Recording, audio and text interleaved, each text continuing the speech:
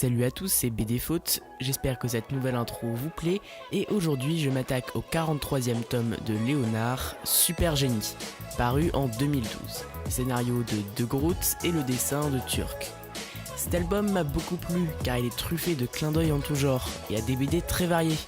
Comme dans les BD de Lou, Super Génie comporte son petit lot de clins d'œil à Tintin, en commençant par cette maquette d'hydravion, sortie tout droit de Tintin et le crabe aux pinces d'or.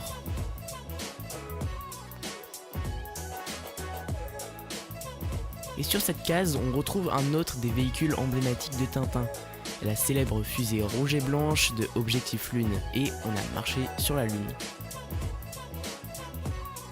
Il y a un autre cadre de ce type dans cet escalier. On retrouve tout simplement le portrait du professeur Tournesol, l'un des personnages principaux de certaines aventures de Tintin.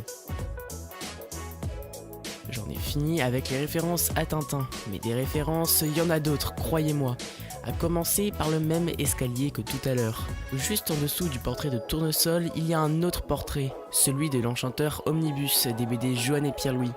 Il apparaît aussi quelques fois dans les Schtroumpfs.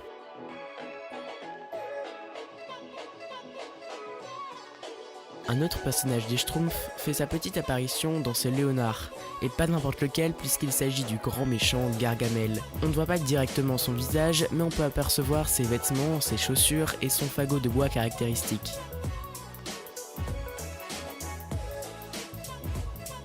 Maintenant, un clin d'œil à une toute autre BD, Les 4 As. En fait, je ne sais pas si c'est réellement un clin d'œil ou un pur hasard. Regardez le costume de Supermal, le méchant imaginaire des 4 As et le fantôme du Mont Saint-Michel. On dirait un chat avec les lettres S et M cousues sur le torse. Et maintenant, voici le costume de Mathurine dans Super Génie. Une sorte de chat avec les lettres S et M sur le torse. Cette fois, le clin d'œil est destiné à Astérix, mais plus particulièrement à son scénariste Goscinny, lorsque Léonard invente une potion qui est censée leur donner une force surhumaine.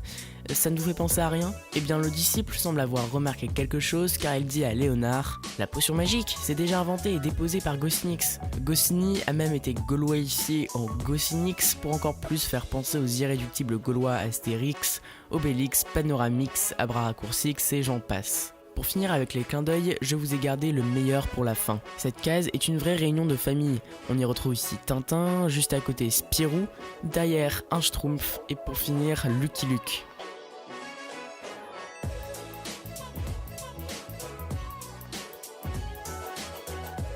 Passons maintenant aux meilleures erreurs que j'ai réussi à dénicher. Et pour commencer, allons à la première case de la première page. Le problème est cette fenêtre. Ici, elle a 4 carreaux sur 2. Mais 6 cases plus loin, elle n'en a plus que 3 sur 2. L'erreur suivante n'est pas un simple problème de fenêtre, puisqu'il s'agit d'une téléportation. Sur cette case, on voit bien que les personnages vont se rencontrer ici. Quelques cases plus loin, ils se tapent dessus et finissent devant cette barrière verte, qui est en réalité quelques pas derrière, comme on le voit dans le coin de cette case. Mais le problème, c'est que la maison à côté, celle-ci, a complètement changé. La fenêtre n'est plus la même, il n'y a plus de lierre sur les murs, etc., etc. On se demande vraiment où ils sont tombés. Continuons les erreurs avec la chambre de Basile le disciple. Comme d'habitude, pour bien commencer sa journée, Léonard éclate la porte de la chambre contre le mur. Les planches sont toutes écartées, mais au même niveau.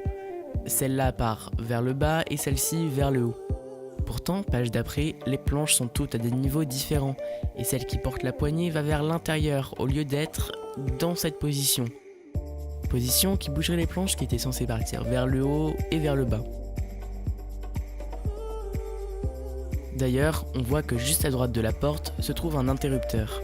J'ai bien dit à droite.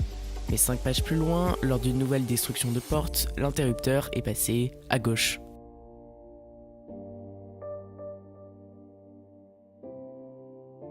Pour finir l'épisode, une dernière erreur qui se trouve aussi dans la chambre du disciple.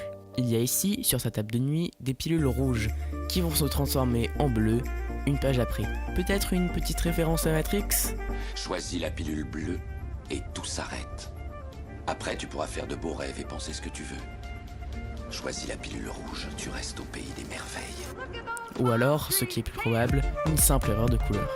J'en ai fini pour aujourd'hui, j'espère que l'épisode vous a plu, n'hésitez pas à liker, à laisser un commentaire ou à vous abonner. A bientôt.